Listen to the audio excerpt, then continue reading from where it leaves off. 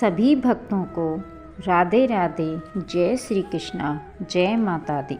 भक्तों, आज हम कार्तिक की करवा चौथ की कहानी का श्रवण करेंगे। एक साहूकार के 7 बेटे और एक बेटी थी। सातों भाई अपनी बहन के साथ रहकर खाना खाते थे। कार्तिक लगते ही करवा चौथ आई। भाई अपनी बहन से बोले, आ बहन खाना खा ले। बहन बोली, आज तो मेरा करवा चौथ का व्रत है, चांद देखकर खाना खाऊंगी। भाइयों ने सोचा, आज तो हमारी बहन भूखी रह जाएगी, इसलिए एक भाई तो दिया या टॉर्च लाया और एक भाई चलनी लेकर टीले पर चढ़ गया और चलनी में चांद दिखा दिया। भाई बोले, बहन चांद उगाया, अर्घ दे ले। बहन बोली, आओ भाभियों अर्घ दे लो। भाभियाँ बोली कि ननद जी, अभी तो आपका ही चांद उगा है, हमारा तो रात को उगेगा। बहन अर्घ देकर भाइयों के साथ जीमने बैठ गई। पहले ग्रास में बाल आ गया, दूसरे में छींक आई और तीसरे ग्रास तोड़ते ही ससुराल से बुलावा आ गया। वो कपड़े निकालने लगी तो सारे कपड़े सफ़ेद ही निकलते। माँ बोली, तेरे भाग्य में जो लिखा है वही होगा। माँ ने उसे सफ़ेद कपड़े ही पहना दिए और हाथ में सोने का रुपया दे दिया और कहा, जो तुम्हें पूरा आशीर्वाद दे उसे यह सोने का रुपया दे देना और पल्ले को मोड़कर गांठ दे देना। वो आगे गई तो उसे पूरा आशीर्वाद किसी ने नहीं दिया। एक छोटी सी ननद पालने में सो रही थी तो वो बोली, सीली हो सपूती हो, 7 पूत की माँ हो, थारा अमर सुहाग हो। उसने सोने का रुपया ननद को देकर पल्ले के गांठ बांध ली। घर में गई तो रोना कूटने लगा था। उसका पति मर चुका था। वो बोली, मैं तो अपने पति को जलाने नहीं दूंगी, मैं भी इनके साथ जंगल में रहूंगी। ननद रोज़ उसको जंगल में ही खाना दे आती। अब गाजती धोरती माही चौथ आई। करवा ले 7 भाइयों की प्यारी करवा ले, दिन में चांद उगानी करवा ले, बहुत भूखी करवा ले।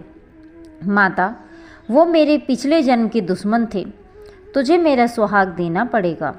मेरे से बड़ी बैसाख की चौथ आएगी, उसके पैर पकड़ लेना। बैसाख की चौथ आई, उसके पैर पकड़ लिए तो चौथ माता बोली, छोड़ पापिन मेरे पाँव।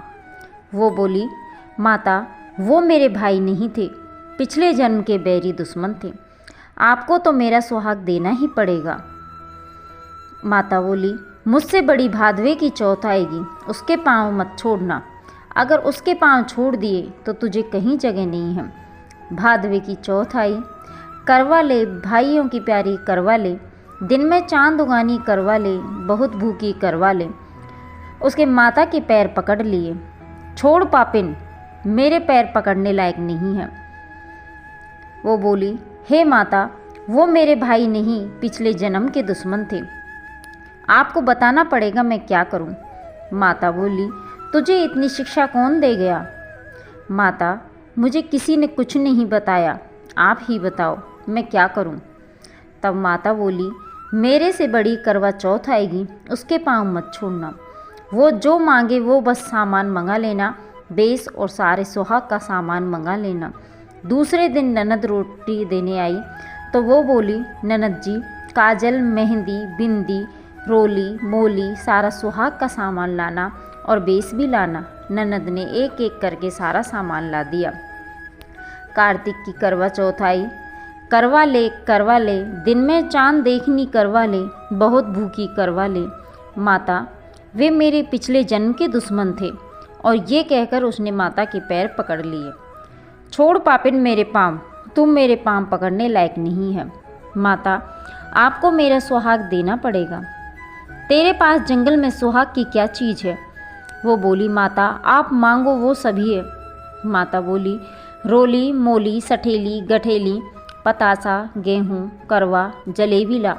उसने सभी चीज़ें निकाल कर दे दी। माता बोली, तुझे ये ज्ञान कहाँ से आया। हे माता, मुझे जंगल में ये ज्ञान कौन देगा, मुझे तो सारा ज्ञान आपने ही दिया है।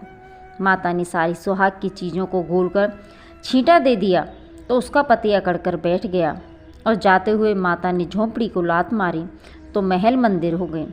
सुबह ननद खाना देने आई तो वो बोली, मेरे भाई भाभी कहाँ गए। भाभी ने ऊपर से आवाज़ लगाई, ननद जी आओ, हम तो यहाँ बैठे हैं। ननद ने पूछा, भाभी ये सब कैसे हुआ? भाभी बोली, रात में चौथ माता आई थी, वही ये करके गई है।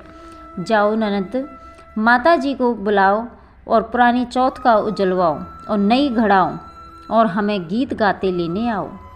ननद माँ को जाकर बोली, माँ भाभी ने तो भाई को जिंदा करवा लिया और भाभी बोलती है कि उनको गीत गाते हुए लेने चलो। सासू गीत गाती बहू को लेने गई। बहू सास के पैरों में पड़ी और सासू बहू के पैरों में पड़ी और दोनों एक दूसरे को कहने लगी कि आपके भाग्य से ही सही हुए हैं।